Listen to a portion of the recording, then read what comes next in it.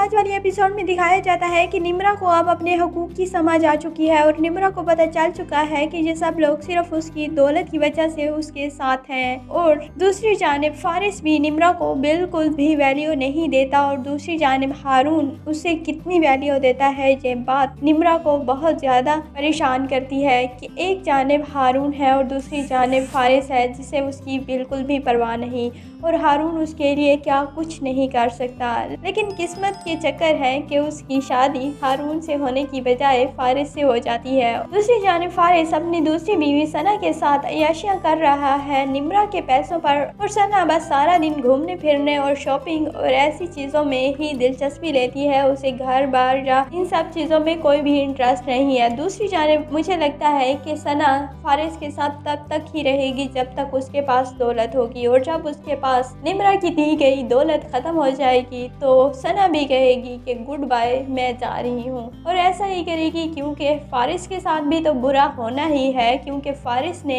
निम्रा के होते हुए सना के साथ अफेयर चलाया और निम्रा को चीट किया और उसकी दौलत भी हथिया ली। फारिस के घर वालों के साथ भी बहुत बुरा होगा क्योंकि अब निम्रा को अपनी वैल्यू समझ आ रही है और निम्रा अब नेक्स्ट एपिसोड में दिखाया जाता है कि वो जॉब के लिए भी जाती है और अब वो जॉब करेगी तो उसमें सेल्फ कॉन्फिडेंस आएगा और वो अपने चाचा और चाचा की बातों में भी नहीं आएगी। दूसरी जानिब कामिल भी फारिस को ब्लैकमेल कर रहा है कि तुम मुझे पैसे दो वरना मैं तुम्हारी और सना की वीडियोस खा दूंगा। और जब ऐमन के ससुराल वालों को पता चलेगा कि तुमने निम्रा के होते हुए सना के साथ चक्कर चलाया हुआ है और उसके साथ शादी कर ली है तो तुम्हारी बहन ऐमन का तो घर बर्बाद हो जाएगा और तुम्हारे सारे प्लान चौपट हो जाएंगे। जिस पर फारिस बहुत ज़्यादा परेशान होता है और अब फारिस कुछ ना कुछ करके कामिल का मुंह बंद करने के लिए उसे कुछ रकम तो देगा ही।